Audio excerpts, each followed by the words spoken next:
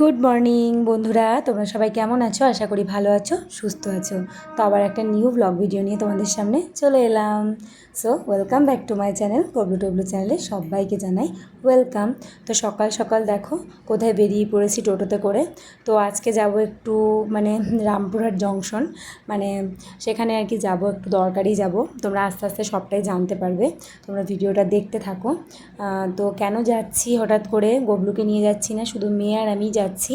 তো এখন টোটোতে করে যাচ্ছি। তো তারপরে এই দেখো স্টেশন চলে এসেছি, রেলওয়ে স্টেশন। তো এখন ওখান থেকেই যাচ্ছি। তো ট্রেনের টাইম একটু এখন দেরি আছে, তো আমরা একটু আগে থেকেই এসেছি, কারণ বাচ্চা নিয়ে আসা, বুঝতে পারছো, একটু টাইমে না এলে হবে না। তো একটা খুবই দরকারি যাচ্ছি, ঘুরতে বা কোনো কিছু করতে নয়, খুবই দরকারি যাচ্ছি। তো তোমাদেরকে সবটাই জানাবো, যতটুকু পারবো ততটুকু শেয়ারও করব।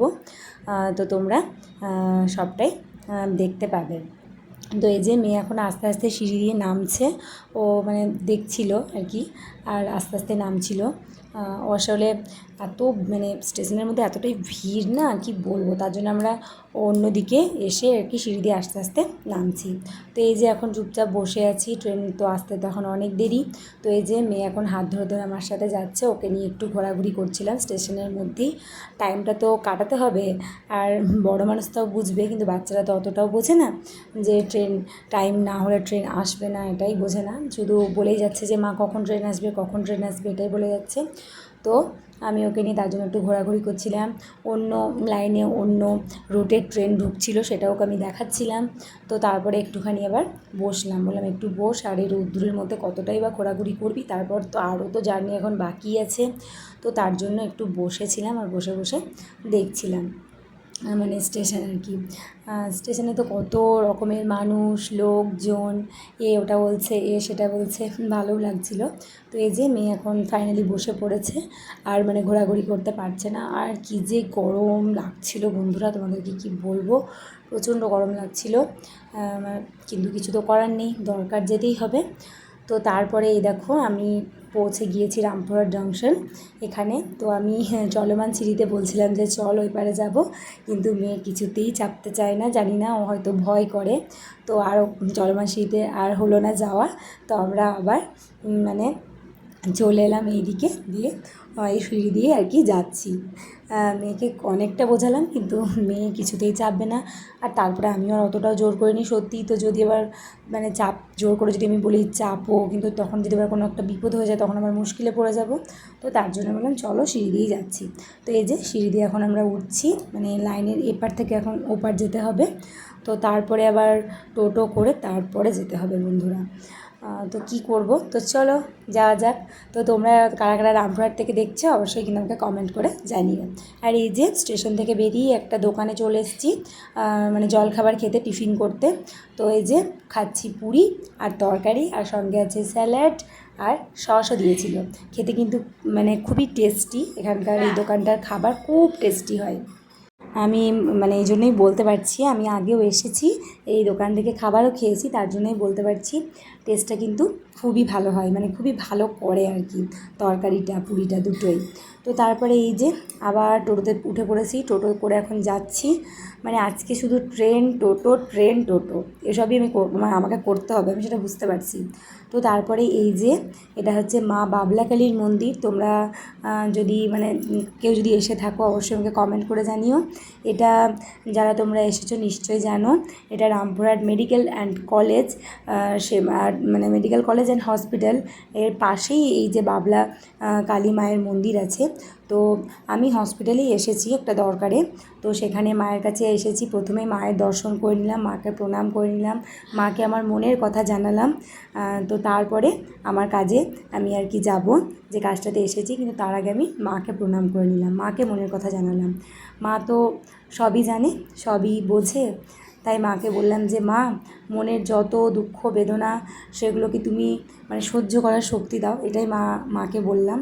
তো এবার তোমাদেরকে বলি, দেখো আমি তার আগে তোমাদেরকে বলি, আমি টোটোতে করে যাচ্ছি এবার স্টেশন, আমার কাজ একদম কমপ্লিট হয়ে গিয়েছে। আর মেয়ের দেখো খুব ঘুম এসেছে, ও টোটোর মধ্যেই ঘুমাতে শুরু করে দিয়েছিল। তো তারপর আমি ওকে কোলে নিয়েও শুয়েছিলাম, সেটাও তোমরা দেখতে পাবে। তো তোমাদেরকে বলি যে কেন আমি রামপুরহাট জংশনে গিয়েছিলাম। আমি রামপুরহাটে গিয়েছিলাম এই কারণের জন্যই যে আমার মেয়েকে দেখাতেই গিয়েছিলাম, ওর দাঁতে খুব প্রবলেম হচ্ছে, ওর দাঁতে পোকা লেগে গিয়েছে। তো তার জন্য একটা ডক্টর আমি দেখিয়েছিলাম, যে তারা ওখানে আমাকে যেতে বলেছিল যদি এক্সরে বা কিছু করাতে হয় দাঁতের, তো সেটা রামপুরহাটেই হয়, অন্য কোথাও হয় না। তো তার জন্যই আমরা দেখাতে গিয়েছিলাম, মানে আমি গিয়েছিলাম দেখাতে। তো যাই হোক, ভগবানের আশীর্বাদে দাঁত নিয়ে কোনো সমস্যা মানে নেই বললো। পোকা লেগেছে ঠিকই, কিন্তু ওটা দুধ দাঁতে লেগেছে। তো তার জন্য বললো যে কোনো সমস্যা হবে না, ওরা ওষুধ দিয়েছে, সেই ওষুধটা খাওয়ালেই কিন্তু ঠিক হয়ে যাবে, সেটাই বললো। আর যদি কোনো অসুবিধা হয় তখন আবার ওদের সাথে যোগাযোগ করতে বললো। তো যাই হোক, মাথা থেকে অনেকটা ঝড় নামলো। তো তারপরে দেখো স্টেশন চলে এসেছি, ট্রেনেও চেপে পড়েছি। আর ট্রেনে উঠেছি, ঝালমুড়ি না খেলে কি হয় বন্ধুরা বলো? তো এক প্যাকেট ঝালমুড়ি আমি নিয়ে নিয়েছি, মা আর মেয়ে মিলে এখন বসে বসে খাবো। আর বাইরের দৃশ্যটা দেখতে দেখতে বাড়ি পৌঁছে যাব। আর মেয়ে খাচ্ছে পেয়ারা, ওকে পেয়ারা কিনে দিয়েছি, ও পেয়ারা খাচ্ছে।